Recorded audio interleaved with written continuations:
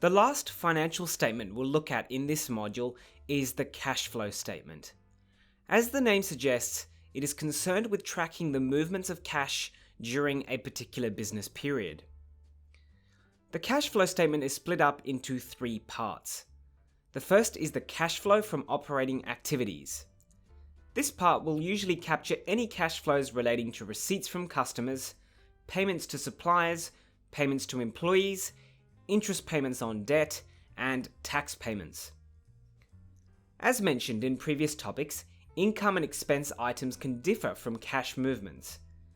It's therefore common to see revenue on the income statement, for example, different to receipts from customers on the cash flow statement. If revenue is higher, this would imply that some customer payments are still due for the year. If cash receipts are higher, this would imply that some business work is still due for the year. Now, the second part of the statement is the cash flow from investing activities. This will usually capture cash flows relating to purchases of property, plant and equipment, or PP&E, and proceeds from the sale of PP&E.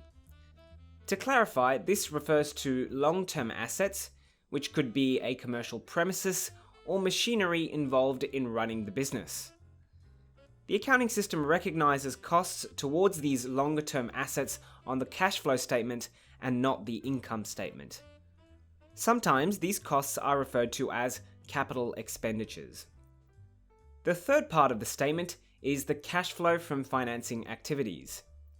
This will usually capture cash flows relating to proceeds from borrowings, repayment of borrowings, and dividend payments to shareholders.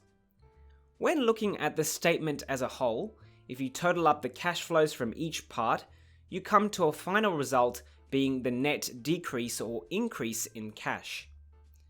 This number should simply tell you how much the business cash balance has changed between the last financial period and the current one. And that covers the basics of the cash flow statement.